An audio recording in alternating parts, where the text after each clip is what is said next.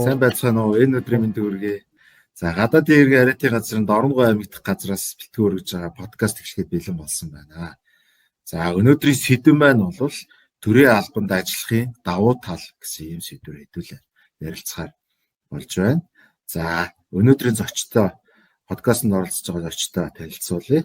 За хүний хөгжлийг дэмжих амьдрах стратеги хөтөлбөр санаачлагч, сэтгэл судлаач, төрийн удирдлагын докторант Досмагийн Цэцэн Бэлэг.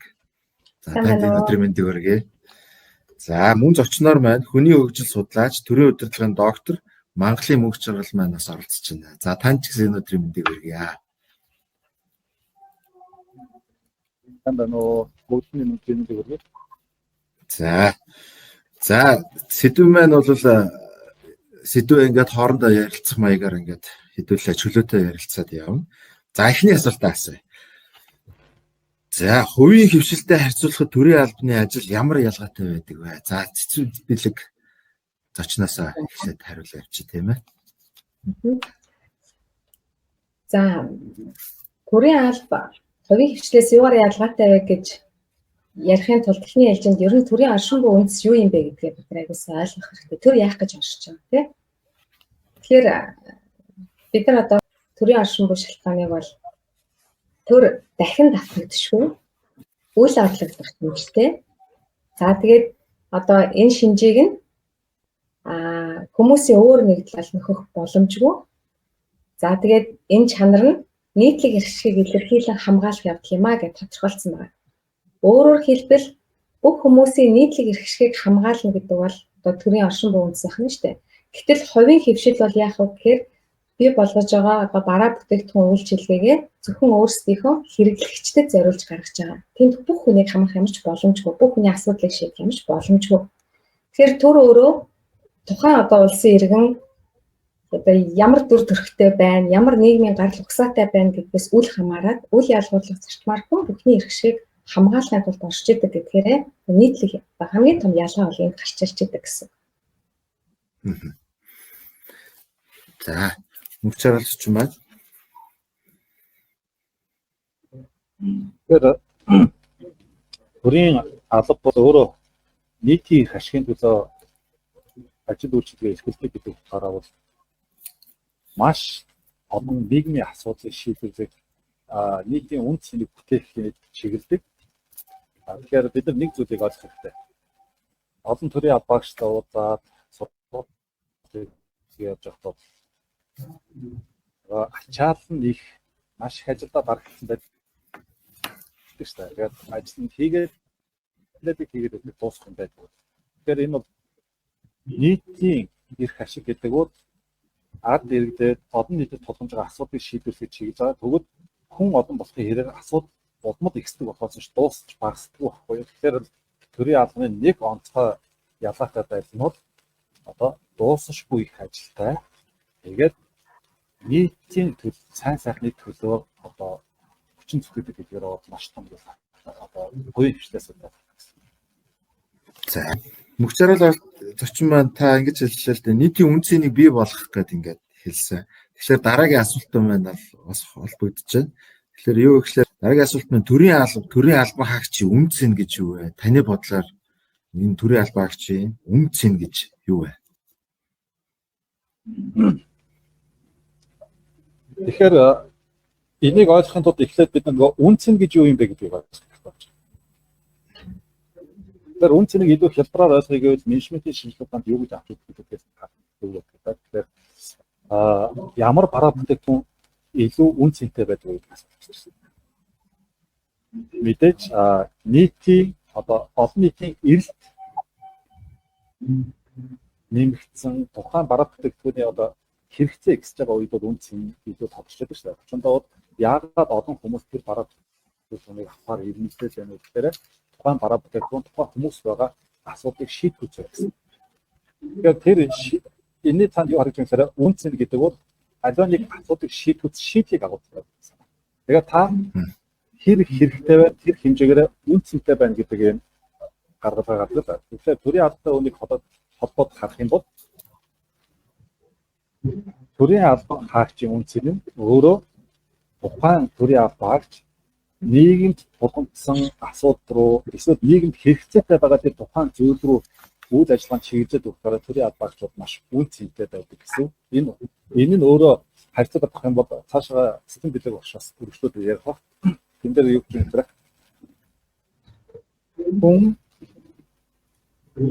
Хэрэгтэй байгаа зүйлээ өөрийнхөө хувьд их чухал гэж үздэг. Тэгэхээр өөрийнхөө чухал гэж үзэж байна гэдэг нь тухайн хүний тухайн зүйлд үн цэнтэй байна гэсэн санаа. Тэгэхээр төрийн албаагчид нийгмийн асуудлыг шийдэх утгаараа өөрөө их үн цэнтэй буюу энийг цаанаа буйнд сайн үйл хийж яадаг юм аа. Өдөр тутамдаа ажиллаа хийж байгаа өдөр тутамдаа хорон тутамдаа буян үйлдэж яадаг юм аа гэдэг санаа энэ цаана байж байгаа. Энэ утгаараа маш үн цэнтэй чухал ажил юм аа. За энэ дээр нэмээд би нэг юу тодруулъя. Жишээлбэл үн цэнтэй хүн гэж ямар хүн бэ гэдэг нэг асуулт гарч ирж байна шүү дээ. За би хөтлөгчөөс бас харилцаад ингээд явчих болно тий. Болно. За жишээлбэл одоо докторийн зэрэгтэй, олон сургууль төгссөн, маш олон мэрэгчлээ. За одоо эрдэмтдээ ийм хүн бай. Энэ хүн үн цэнтэй хүн мөн үү? За одоо тэгэхээр миний хувьд бол боловсролын хувьд бол тэр хүнийг одоо үн цэнтэй л гэж харах байх. Харин тий. За гэтэл энэ хүн бүр энэ одоо хотод уулын мухарт ганцаараа амьдардаг, тэндээсээ нэг гардаггүй бол энэ хүн үн цэнтэй хүн мөн үү? Тэгвэл боловсрлоо тэр амьдралд хэрэгжүүлэхгүй бол үн цэнд гарахгүй л гэсэн. Яг үнэ. Тэгэхээр тэр хүн өөрөө өөрийнхөө хувьд үн цэнтэй боловч нийгэмд үн цэнтэй байх боломжгүй болчихж байгаа. Тэгэхээр үн цэнтэй хүн гэж ямар хүнийг хэлээд байна гэхээр сурч мэдсэн өөрт байгаа нөөцөө бусдад дэмтэй тусдаа байдлаар хэрэглэж чадж гинөө гэдэг дээр л бид нар асуудал гарна. Тэрнээс одоо аль ямар гоё байранд амьдардаг, ямар гоё машин хэрэглэдэг, ямар өндөр төрийн албан тушаалд ажилладаг байх нь тийм ч чухал биш. Тэр өөрт олгогдсон нөөцөө бусдын төлөө зориулж чадж гинөө. Энэнгээр бид нар тэр хүний үн цэнийг тодорхойлж байна. За тэгэхээр төрийн албанд ажиллаж байгаа хүн бүхэн за яг одоо энэ түрүүн мөнгө чагаалга шилсэн төрийн алба өөрөө буянт үйл юм а гэдгээр үн цэнтэй юм шиг харагдавч тэр хүн өөрөө үн цэнтэй байж тэрийгэ бусдад түгээж чадахгүй бол тэнд тухайн төрийн албан хаагч үн цэнтэй байна уугүй гэдэг чинь бас асуудал болж байна. Дээрээс нь төрийн алба бол одоо буянт үйл юм а гэж мөнгө чагаалгач аюу гоё үнцэг гаргаж ирж байна. За тэгвэл одоо дахиад нэг зүйлийг тодруулъя. Төрийн албан хаагч лам хоёрын аль нь илүү буянтай үйл хийдэг вэ гэж асуувал хөтлөгч юу гэж одоо жишээлбэл бодож байна. Тэгэхээр ч одоо шашин төрийн асуудлыг дунд нь ялахгүй зааглахгүй бол бас мэдгүй шүү дээ. Нэг зүйлийг бид нэр ерөнхий өдөр тутмыг нь харъя л да. Хүмүүс онцоод ингээд тусалдаг үйл хийдэг шүү дээ. Хурж ирээл асуудлыг шийдэлцээл тэ. Энэ буян мөн үү? Мөн шүү дээ. За тэгвэл төрийн албанд ийм процесс явагддаг уу? Явагддаг. Явагддаг шүү дээ. Тэгэхээр төрийн албач гэсэн хүмүүсийн өдөр тутмын асуудлыг шийдэж өгж байгаагаар энэ бол буянтай үйл мөн. Өөрөөр хэлбэл энсэлж үзэх юм бол хин хин нь буян үлдэж байгаа. Хүн болгонд нийгэмдээ хувь нэмэр оруулж амьдрах одоо үүрэг байх ёстой шүү дээ. Иргэн хүний хувьд тухайн одоо улсынхаа иргэн юм бол тэр улстай хувь нэмэр оруулах ёстой. Тэгээ хүн бүхэн өөр өөрийн гэсэн арга замаар тэр хувь нэмрийг оруулдаг. Жишээлбэл мөнгө чагаалгах бид хоёр одоо нэг сургалтаараа дамжуулаа. Миний амьдралын зорилго бол хүмүүсийн үн цэнтэй амьдрахад туслах гэж байгаа хгүй. Тэгэхээр энэ одоо өгч байгаа агуулгаараа сургалтаараа магадгүй одоо энэ хийж байгаа подкаст хүртэлхий нэг үн цэнтэй байхад нь нэг гэрэл авч хасаавал энэ бол миний хувьд бодтуучтай амьдарч ин гэж би үзэж байгаа шиг тухайн төрийн албан хаагч ийм их одоо буян үйлдэх, сайн одоо үйл хийх энэ одоо олгогдсон эрхээ бизнес сайхны төлөө хэрэгжилж ашиглаж чадчихна уу гэдэг чинь өөрөө энэ одоо төрийн албан хаагч үн цэнийг тодорхойлж ин гэсэн санаа. Тэгээд нөгөө уучлаарай нэг юм дээр төрийн албаны тухай хуулийн 3.1.2 дээр байдаг байхгүй. Төрийн албан хаагч гэж хэн бэ гэсэн чинь төрийн албан тушаалыг эрхэлж эрх үүргээ хэрэгжүүлснийхээ төлөө төрөөс цалин хөлс авч ажиллах нөхцөл баталгаагаар хангацсан хүнийг хэлнэ гэж байна. Гэтэл энд нэг юм асуулт гарч байгаа. Зарим хүмүүс ажилтай байхын тулд төрийн албанд орж байгаа. Өөрөөр хэлбэл цалин авахын тулд төрийн албан тушаалыг эрхлээд байна уу? Эсвэл төрийн албан тушаалыг эрхэлснийхээ хариуд тэр цалин хангамжаар хангагдж байна уу гэдэг чинь шал хоёр өөр ойлголт байхгүй. Тэр анханасаа ядаж энэ заалтанд юу гэж заагдсан гэдэг мөн чанарыг нь ойлгохгүйгээр төрийн албанд орох юм бол юу буян үйлдэлтэй, юу нийтийн сайн сайхны төлөө байх Тэр чигтэл нөгөө дуусахгүй их ажил, дуусахгүй асуудлыг шийдэх гэж тэр боо ирч хичээж зүйл сүлдээ энэ ажлаас хашаа хам шимж өгөх магадaltaй. За дараагийн асуулт маань. За төрийн албан хаагч гэж та өөрөөгөө тодорхойлооч гэвэл. Үгүй багш асуусан. За яг түрүүний хэлсэнчлэн миний хувьд бол одоо зөв хуулийн заалтыг бас сайн ингээд тодорхойллоо тий. Би хэрвээ төрийн албанд ажиллаад өөрийгөө төрийн албан хаагч гэж төсөөлөх юм бол төрийн албан хаагч бол ерөөсөө өдөр болгон буян үлдэх боломжтой тийм сайхан албан тушаалмаа л гэж би хардаг. Хүний асуудлыг шийднэ гэдэг чинь тэр хүний асуудлыг шийдснээр дам дамаа өөр бусад хүмүүс сайнаар нөлөөлөд хичнээн хүний амьдралыг бид нар аварж байгаа, хичнээн хүний амьдралын чанарыг сайжруулахад хувь нэмэр оруулж байгаа вэ гэдгийг ойлгож ухамсарлах нь бол хамгийн чухал юм байна гэж. Сүүлийн үед бол судлаад, сургалтаа ороод, төрийн албан хаагчтай уулзаад ингээд явж байхад бол энэ ихтгэл бол илүү их гүн батнууд сууж байгаа гэсэн. За, амгчрал багшийн хувьд төрийн албан хаагч гэж та өөрөөгөө тодорхойлооч гэж хэлвэл. Төрийн албан хаагчид нөгөө буян сайн үйл хийдэг гэдэг утгаараа энийг гэхдээ хийж байгаа үйл чинь буян сайн үйл шүү гэдгээ ухамсарлаж ойлгохгүй бол энэ мань бас яг буян сайн үйл бас болж чаддгүй. Яагаад гэхээр нөгөө ялархж байгаа, ядарч байгаа, түүгшөөж байгаа энэ нөхцөл байдал чинь нөгөө хийж байгаа үйлийг чинь нөгөө буянтай сайхан болгож чадахгүй шүү дээ. Тэгэхээр энийг бас ухамсарлаж ойлгох хэрэгтэй. Энийг бас ухамсарлаж ойлгохын нэг давуу тал нь яг үгээр бид нар чинь жир хүмүүс бол амралтын өдрөөр ч гэдэг юм хаяа сайн үйл сайнд оролцоод сүм хийд яваад ч гэдэг юм нэг буян хийх гэдэг шүү дээ. Эний чинь цаа нөгөө гэхдээ тэрийг ийм ядарч ялархаж хийдэггүй шүү дээ. Яг үнтэй адилхан буян цаа үйлээ ухамсарлаж ойлгох юм бол ажилдаа илүү дуртай болдог, илүү одоо бүтээч болдог тал байдаг. Тэгэхээр энийг маш сайн ухамсарлаж ойлгох бас хэрэгтэй шүү гэж нэмж хэлэхээр байна.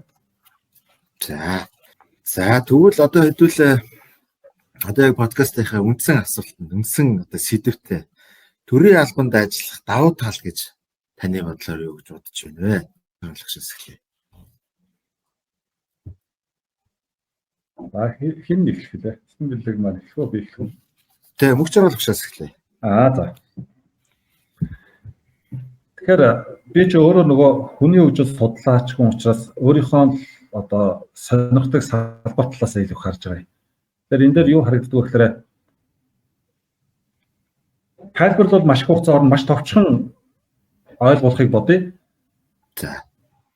Хүн хөгжинө гэдэг чинь юу юм бэ гэхээр биологийн нэг төрөл зүйлээс нийгмийн одоо нэг гишүүн болж хувирах үйл явц байхгүй юу? Товчхондоо бол хөгжлийнх нь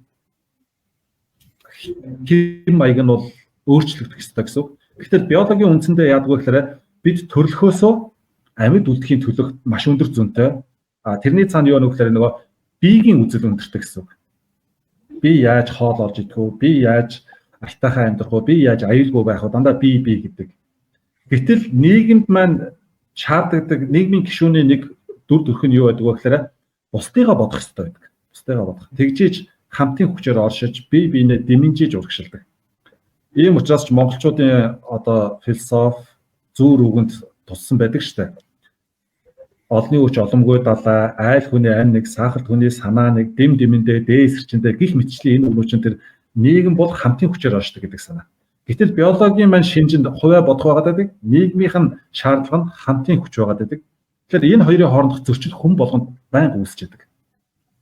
Тэгэхээр төрийн албанд ажиллахын нэг том давуу тал нь хүний хөгжлийн хамгийн одоо өндөр түвшинд хүрэх тэр болцоог олгодог зам нь юм а гэж хэлэх гээд байна. Зам нь юм а. Гэхдээ нөгөө талаас яг тэгвэл бусдын төлөө явж байгаа төрийн бус байгуулагч юм уу, сайн дурын ажилтан төрийн байгууллагаас юугаараа ялгаатай юм бэ гэдэг асуудал хөндөгдөн л дөө. Тэгвэл сайн дурын ажил хийж байгаа төрийн бус байгууллагын бол төрийн албан хаагч шиг асар өндөр тэр ёс зүйн зарчим, ашиг сонирхлын зөрчлийн асуудлыг өндөрт тавьдаггүй. Завтай үедээ хийчин, боломжтой үедээ хийчин тэднэрт бол хувийнхаа амьдралын төлөө явах зам цаг хугацаа байгаад байдаг. Гэтэл төрийн албаныханд бол нэгдүгээр асар их ажил байгаа. Тэгээ энэ улс их орноо хөгжүүлэхэд бол асар их ажил ачаа байж байгаа. Дээрээс нь тэд нөгөө ашиг сонирхлын зөрчил гаргахгүй тул маш их ёс зүйн дүрм журм, ёс суртахууны өндөр тавьдаг. Тэгээд нөгөө тэрний дагуу яваас өөрсдөө ч анзаарахгүй байгаа. Гэхдээ өөрийгөө бол асар өндөр түвшинд хөгжүүлж чаддаг тийм их гоё салбар юм аа гэж хардаг. Тэгэхээр энэ бол яалч авах нэг том давуу тал нь мөн баг. Тэгэхээр бол ухамсарын нэлээ өндөр түвшинд сэтгэл зүйн бол бас нэлээ өндөр түвшинд очдог зам бол төрийн албаны одоо тэр давуу талыг тодорхой хаа гэж би харж байна. Энэ өнцгөөс бас давуу талаа тайлбарлая гэж бодлоо. Заацсан билээ багш. За давуу талыг одоо нийтлэгээр нь авч үзэх юм бол олон улсад ч тэр одоо Монгол улсад ч тэр төрийн албал ерөнхийдөө мөн чанарын үед ижилхэн учраас за ажлын байрны доктортой байдал. За тэгээд нөгөө нэг тэтгэвэр даатгалын одоо найдвартай байдалтай. За шатлан дэвших, шагнах, урамшуулах, эсвэл одоо төрөө салгаж байгаа боломжийг одоо ашиглах. За нийгмийн хувьд бол одоо их нэр хүндтэй. За тэгээд бодлого боловсруулах, оролцох гэх зэрэг маш олон зүйлийг бол хэлж болно. Гэхдээ бид нэр төрийн албанд орохдоо би төрийн албанд одоо орсноороо ямар ашиг хүртэх вэ? Миний хувьд ямар давуу тал байна вэ гэж бодох нь өөрөө маш алдаатай. Өөрөөр хэлбэл төрийн албан надад тохирох үгүй юу гэдэг биш. Би төрийн албанд тохирох юм уу гэдгийг маш сайн харах хэрэгтэй юм шиг санагдаад байна.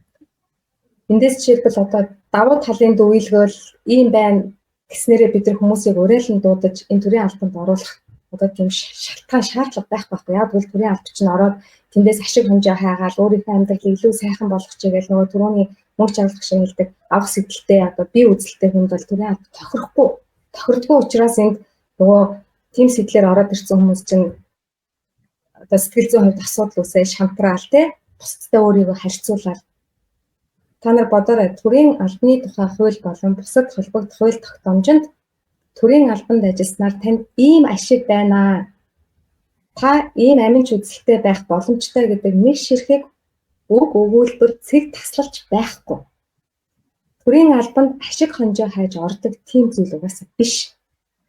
Тэгэхээр эндээс давуу тал нь ийм юм а гэж хүмүүс зөрчилчлах гэхээс илүүтэй бид нар төрийн албаны мөн чанарыг ойлгуулад та үнэхээр нийгэмдээ хувь нэмэр оруулахыг хүсдэг бол хийж байгаа зүйлээрээ бусад хүмүүсийн амьдралыг аварч тэр хүмүүсийн амьдралын чанарыг сайжруулна гэдг нь танд үергээд одоо таатай сайхан мэдрэмжийг төрүүлээд тэр нь таныг үн цэнтэй мэд тийм сэтгэл төрүүлэх боломжтой гэж та үзэж байгаа бол төрийн албанд та жинхэнэ тохирох хүн байна л гэсэн санаа. Би бол энэ талаас нь илүүтэй одоо хэлье гэж бодож байгаа. Тэрнээс одоо хувийн хөвшилт бол нөгөө цалин илүү өндөр болно, илүү гоё боломж олно ч гэх юм уу те. Тэгэхээр тэгэж бол одоо харьцуулах ямар ч боломжгүй. Дээрээс нь бид нар сэдлийг хоёр хувааж үзээд байгаа шүү дээ. Motivation, inspiration гэх. Төрийн албанд motivation гэдэг сэдэл бол ер нь төрийн байгууллагатай харьцуулахад их цөөхөн шүү дээ. Хязгаарлагдана. Яг үл энэ ард түмний татвар төлж байгаа одоо тэр мөнгөөр цалинжиж эргээ тэр хүмүүстэй үйлчилж байгаа учраас бидний татварыг л маш өндөр нэмжижил тэр боломжийг нь олгоно гэхээс биш тийм боломж байхгүй. Төрийн албан хаагчийн одоо сэдэл бол хамгийн чухал зүйл бол өөрийгөө дотроос нь сэдэлжүүлэх буюу inspirational байх асуудал. Өөрөөр хэлбэл би хийж байгаа зүйлээрээ бусдад ямар өгөөж өгч хувь нэмэр оруулж байгаа миний энд байгаа одоо оршин буй шалтгаан нь өөрөө энэ юм а гэдгээл маш сайн ухамсарлах нь хамгийн том сэдэл хамгийн том өөртөө өгж байгаа маш шагнал юм аа гэж харах юм зү. За тэгвэл одоо бидний сүүлчийн асуулт. Ирээдүйд төрийн албанд ажиллах гэж байгаа залуучуудад хандаж хэлэх зөвлөгөө гэх юм уу? Одоо хэрвээ одоо төрийн албанд ажиллахаар зорж байгаа ирээдүйн залуучуудад юу гэж хэлэх, ямар зөвлөгөө өгөх вэ? Заацсан байл багшаас эхэллээ. За яг түрүүний хэлсэн эхний ялжинд би төрийн албанд тохирох юм уу? Миний сэтгэл зүй, зорилго, хүлээлт маш чухал. Маш олон хүмүүсээс ингэж сонсч ирсэн төрийн албанд орчих юм бол ингээд тийм боломж их байдаг гэсэн гэл тэ. Хэрвээ тэгж харж орох юм бол тэр боломжийг хайсараа багаад нөгөө хийж байгаа ажлынхаа утга учирыг ч ойлгохгүй тэр хийж байгаа зүйлээсээ одоо тийм таатай мэдрэмж авахгүй яг л амчин шиг ажиллана гэсэн үг шүү дээ. Хаана олц омог тэ ашиг боломж ингэж хайсараа агаал тэр амьдрал дуусахгүй. Тэгэхээр төрийн албанд орохыг үнэхээр ажиллахыг хүсэж байгаа бол авах биш өгөх сэдэлээр тулгуурлаж энэ шийдвэр гардаг шүү гэдэг нь маш сайн ойлгох хэрэгтэй. За мэдээж одоо тэмцэж ямар оруулчаал сайн дураар нь өдөр шөнөгүй ажиллаулаад байгаа шүү дээ. Хангамж нь байна, цалимж нь байна, цалин нь байна те. Бусад одоо яг үнэхээр хувийн хөвшилд олгогддгоо маш олон гоё даваа талууд байдаг шүү дээ. Тэр бол одоо тэр цагаан дээр хараар бичигдсэн учраас тэрийг одоо ярих нь илүү зүйтэй. Тэгэхээр авах биш өгөх сэдэлээр тулгуурлаж энэ шийдвэр гардаг шүү. Би улс орныхоо төлөө зүтгэснийхээ энэ нийгэмд оруулж байгаа сайн сайхан одоо тэр зүйл төрөмөр оруулж байхын төлөө эндээс би нэгэн зүйлийг бүртнэ гэдэг энэ өгөх сэдэлээр тулгуурлаж энэ шийдвэр гардаг гэдгийг л маш сайн ойлгох хэрэгтэй. За орсныхаа дараа өөрөө тэгэл учраас одоо цаашаа явчих юм чинь тийм. За мөгчрөл агшид энэ ирээдүйд төрийн албанд оролцохыг хүсэж байгаа залуусд өгөх зөвлөгөө гэвэл та юу гэж хэлэх вэ? Тэгэхээр төрийн албанд орох гэж байгаа залуучууд маань бол нэгдүгээрт нэг зүйлийг ойлгох хэрэгтэй. Бид нар нөгөө Масловын хэрэгцээний шатлал гэж яриад байдаг тийм. Анхдагч хэрэгцээ, идэж уух гэсэн дээшээ ингээл аюулгүй байдал, нийгмийн харилцаа гэдэг асуудлууд явдаг. Тэгэхээр хэрэгцээний нэлээд өндөр түвшинд буюу хөгжлийн нэлээд өндөр түвшинд төрөлхлөөр хэрэгцээ нь юу болдог вэ? Бусдад хүлээн зөвшөөрөх, өөрийгөө үнэлэх хэрэгцээнүүд орж ирдэг. Тэгэхээр энэ хамгийн дээд хэрэгцээг хангах газар бол одоо маш олон хүнд хэрэгтэй үн цэнтэй байх тэр орон зай бол төрийн алба юм аа. Тэрийг бас ухамсарлаарай. Тэгэхгүй бол сайхан заавал төрийн албанд орох гол ингээл өөрийгөө бүр сайхан амьдрах боломжгүй болчих юм байна гэдэг юм хар бараан дүрслэлтэй байгаад хэрэггүй. Сайхан амьдрал бол олон янзаар бий болдог. Гэхдээ авахаасаа илүү өгөх нь үлзийтэй гэдэг нь буюу бусдад илүү хэрэгтэй үн цэнтэй байх нь бол хүний оюун санааны хамгийн дээд хэрэгцээ байдаг учраас энэ хэрэгцээг хангах хамгийн том орон зай юм шүү. Энийг бас харж бусдад үн цэнтэй нэгэн байхыг хүсвэл төрийн албад тань тохирно гэж байгаа нэг.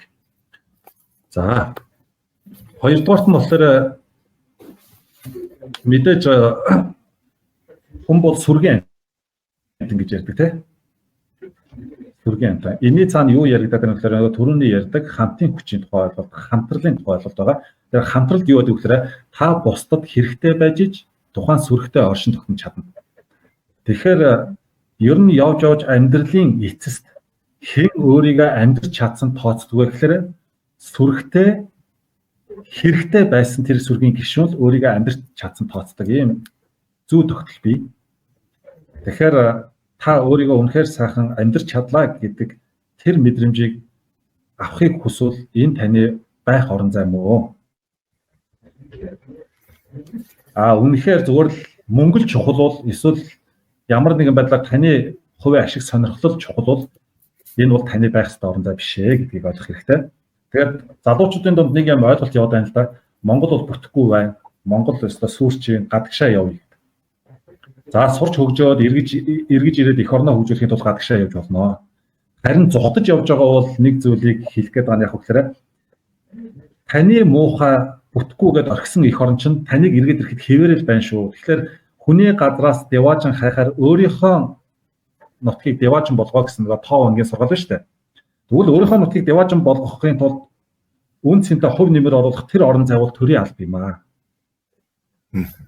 Яагаад гэвэл төрийн алба бол энэ эх орн энэ ард түмнийхээ сайн сайхны төлөө ажилладаг алба. Бусад бүх одоо аж ахуйн нэгжүүд гэдэг юм уу төрийн тус байгууллагууд ийм өргөн царгууны томоохон үн цэнийг бүтээж чаддаг бай. Тодорхой нэг хүмүүс рүү тодорхой бүлэг хүмүүс рүү чиглэдэг болохоос ш нийтийн сайн сайхны төлөө явж чаддаг юм аа. Тэгэхээр төр бол утгаараа эх оронч хүмүүсийн байх ёстой газар, төр бол утгаараа бусдыгаа гэсэн энэрэнгүй үзэлтний байх газар, төр бол утгаараа ирээдүйн хойч үе боддог хүмүүсийн заашгүй байх ёстой газар. Хэрвээ та өөрийгөө тийм гэж бодож явбал энэ бол таны заавал байх ёстой орон зай мөн шүү гэдгийг л хэлээ. За сайхан хариулт өгсөн танд баярлалаа. За өнөөдрийн подкастэнд маань ингээд бидний асуултанд хариулж өгсөн маш сайхан үнцэнтэй зөвлөгөө өгсөн хоёр багштаа маш их баярлалаа. Мөн урилгыг хүлээн авч биднэрт цаг хугацаагаа бас одоо ингээ харанхуй зориулсан хоёр багштаа маш их баярлалаа. Талархснаа илэрхийлье. За ингээ подкаст маань өндөрлж байна. Та хоёр таз жаргал хамгийн сайн сайхан бүхнийг хүсье өрөөё. За баярлалаа. Тэгээд хүн хэр удаан амьдрах нь биш. Амьдрах хугацаанд хэр утга учиртай үнцэнтэй амьдрсан бай гэдэг хамгийн чухал байдаг шүү гэдгийг бас төгсгөл нэмж хэлье. Би бас төгсгөлийн үг хэлье. Тэгэхээр энэ үн цэнийг түгээхэд бас нэг боломж олгож подкастта урьж оруулсан та бүхэнд баярлалаа. Тэгээд та бүхнийхээ бас буян сайн үйлсэд амжилт хүсье. Та бүхэн бол хорон бүртээ өдөө бүхэн буян хураах тийм гоё боломжтой ажил хөдөлмөрийг эрхэлж байгаа бол гайхалтай хүмүүс шүү гэж хэлээ. Тэгээд бүгдд нь амжилт хүсье. За баярлалаа та бүхэнд.